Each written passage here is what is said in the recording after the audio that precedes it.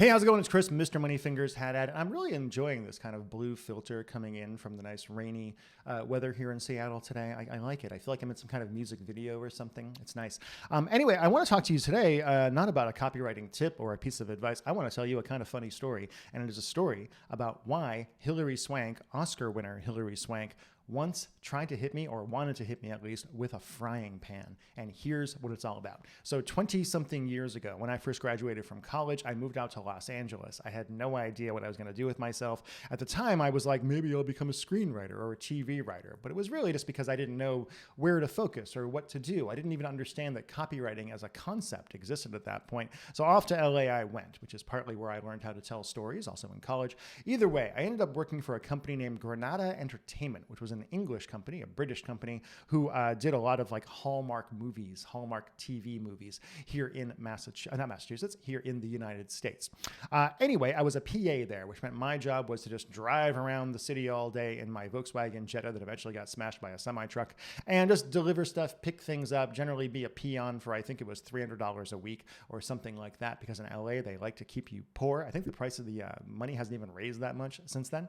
Anyway, they tell me, they say, Chris, we have a John Denver movie we're doing with Chad Lowe, who is Rob Lowe's little brother, who used to be a famous actor and used to be married to Hilary Swank.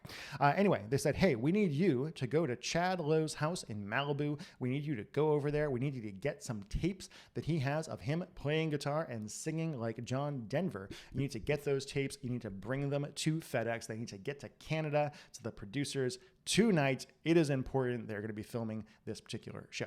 So me being 22, I think at the time, maybe 21 or something like that, I get in my Jetta. There's no like Google Maps at that point, or at least there are, but you have to print them up, right? You actually go to the computer and you get a piece of paper with your Google map and you do the turn-by-turn directions. No GPS or anything like that. I've only been in Los Angeles for maybe 2 or 3 months. I barely know anything about LA. I've got my big Thomas Guide book with all the maps of it, and I go and I'm looking at my watch and I'm looking at my giant Qualcomm phone the entire time. Like, oh my God, what time is it? It's 4 o'clock. It's 5 o'clock. It's 6 o'clock.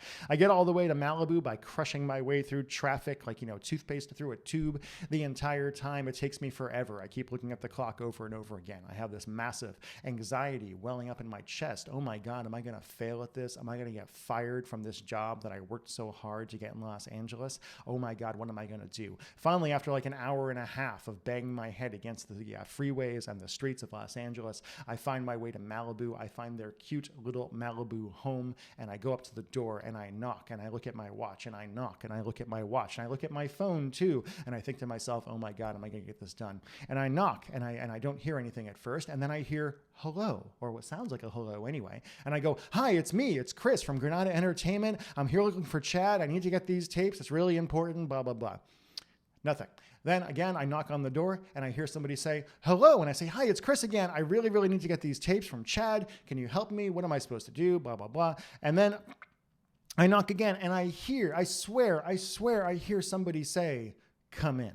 I swear I hear that. So what I do is I bring my hand down to the doorknob and I open the door. I push the door open, and in rapid succession, I see 2 things. First, I see Hilary Swank wearing no pants and a giant t-shirt and holding a frying pan with a look of rage on her face, justifiably so, storming towards me, screaming at me to get the hell or the fuck out of her house. And then, true story, I turn my head to the left and I see a parrot, a goddamn parrot in a cage, who was the one who said hello and invited me into the house. So obviously I went back outside because I didn't want Hilary Swank to hit me with a frying pan. And out there, then Chad Lowe came running out. He had the tapes and he was like, oh my God, what happened? And I said, I'm really sorry. I'm just under time pressure. I'm trying to get these. And he says, don't worry. It's going to be okay. I'll take care of it. I'll tell your bosses you did nothing wrong. It's going to be okay. And I was like, yeah, okay, cool. I hope so. Anyway, 2 days later, of course, I got fired from that job. And I couldn't be more grateful, quite honestly, because getting fired from that job and getting fired from quite literally every single job I've ever had for my entire life is what led me to eventually becoming a hoity-toity, big deal, multimillionaire copywriter and entrepreneur doing this whole internet marketing thing. Sometimes the things that seem the worst in the moment end up being the best for you long term. And it's been 5 minutes. This story took me longer to tell than I thought it would. Anyway, go check out my podcast at thechrishaddad.show.com. You can look for me go find my personal Facebook. You'll find a bunch of cool stuff that I put on there. Doing cool stuff these days. So that's it. Bye.